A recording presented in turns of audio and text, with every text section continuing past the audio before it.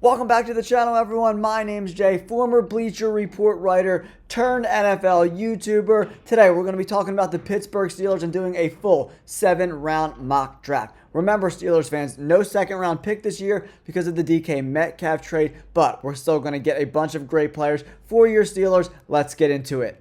All right, Pittsburgh Steelers fans, before we get into this draft, I'm only 78 subscribers away from 15K, so if you want some more NFL content, make sure you hit that like button and subscribe to the channel. If you take a look at your screen, we'll go over the picks right now. We got a 1, a 3, a 4, a 5, a 6, and a 7. All of our picks except that second round pick that we used to bring in DK Metcalf. So we take a look at how the board fell to us at 21. And the first name that stands out to me is Walter Nolen from Ole Miss. He's one of the most diverse, dominant, physical forces in the D-line. He's got a very quick first step, really good bull rush that can kind of break up plays in the backfield. I love myself some Walter Nolen. Ole Miss, he's playing the top teams in college football, straight up. The Gators, playing Georgia, LSU, all really good grades against some of the best programs in the country. 13 sacks over the last 2 years. Excellent run defender. Really good against the pass as well. He's just a very formidable, versatile guy. He can play A-gap, B-gap, over tackle. He played outside tackle a little bit as well. I mean, this guy is just as good as it gets. I don't even know if he's going to last that long to get to the Pittsburgh Steelers at 21, but in this mock draft, he did. He's got great effort, high-intensity guy. I love Walter Nolen. He goes to the Pittsburgh Steelers at 21 overall. Now, we're going to move on to the third round, 83 overall. We got our interior defensive lineman. Now, I want to move on to other positions of need for us, like running back.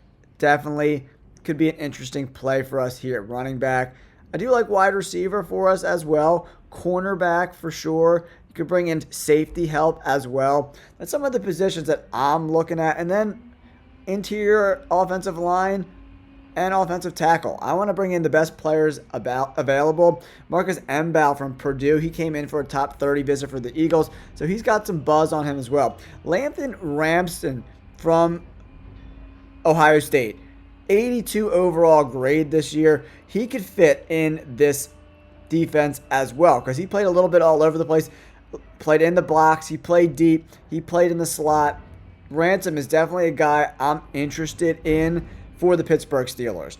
As I'm taking a look at how the board fell to us, a guy like Charles Grant might be available at 123, possibly, but I'm not sure about that. I do love Charles Grant. He's a really talented player, but we have other positions of need. I think safety is a great spot to go here. Lathan Ransom goes to the Steelers from Ohio State, one of the better safeties in the country this past year. Now, we're at 123 overall in the fourth round. We went defense in the first two picks, Walter Nolen and safety Lathan Ransom from Ohio State. Taking a look at the board and how it fell to us here. A quarterback here in the fourth round could make some sense. You know, a guy like Riley Leonard, I really like. Dylan Gabriel's on the board. Tyler Shook is on the board. Kyle McCord, is on the board. He's got great measurables for a quarterback, right? 6'3", 220 pounds, got a strong arm.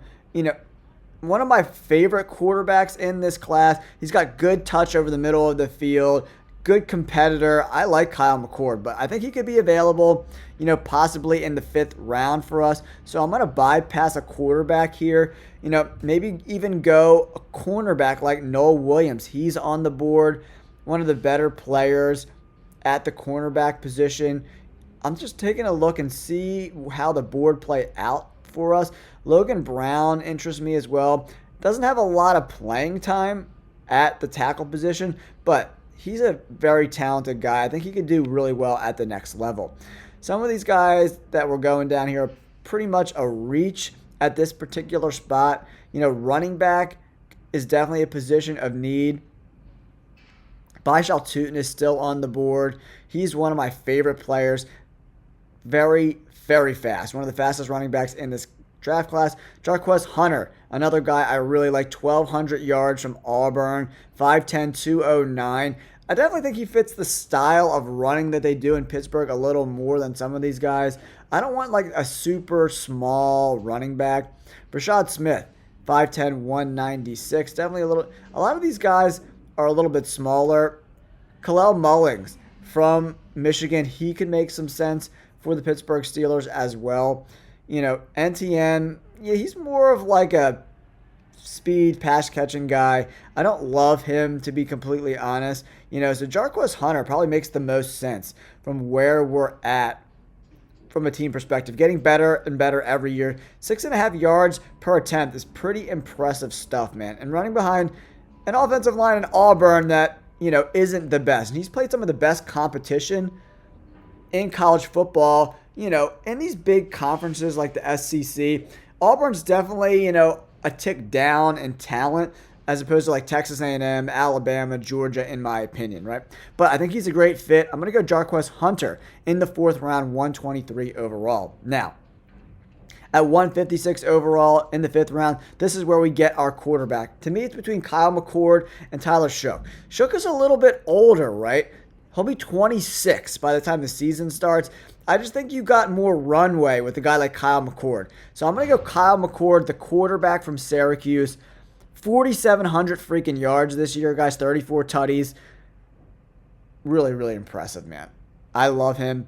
In the 5th round, 156th overall. Solid player. So we've got a D lineman, a safety, a running back, and a quarterback. Now, in the 6th and 7th round, I'm going to go best player available. Whether that's offensive line, defensive line, edge defender. I want to get talent in this room. Zah Frazier, the cornerback from UTSA. I like him because he's got good length. 6'3", 185. The Steelers did bring in Darius Slate, but that's going to be a 1-year deal.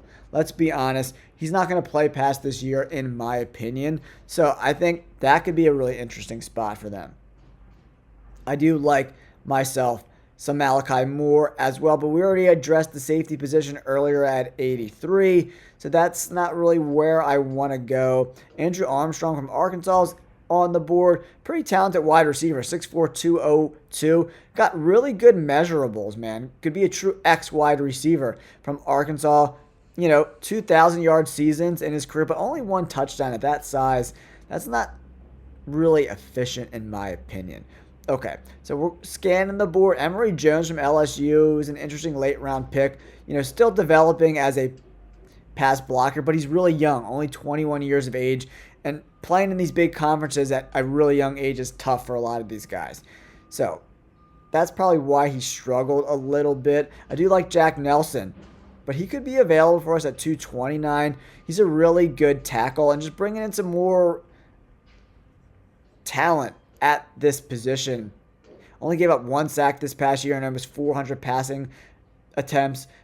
Pretty solid player. But for me, I want to bring in the cornerback, Zah Frazier. I just love his length. In the 6th round, take a flyer on a guy like that. It makes a lot of sense for me. Okay, now we're up in the 7th round, 229 overall. We could go a ton of different places, like a nickel guy, something like that could be interesting.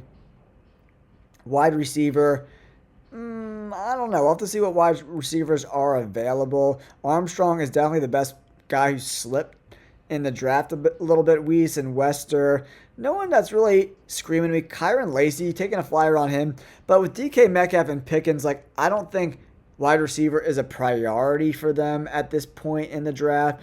So if we take a look at what Pittsburgh is doing, we got the quarterback, we got the running back. I think offensive tackle could be a spot. Hollin Pierce, another guy who I think has a lot of talent and the potential to be a good player at the next level. He's really tall, 6'8", 344 pounds. He's a monster, right? So when guys are really tall, people can get up under their pads a little bit. So that's definitely something that's concerning for me.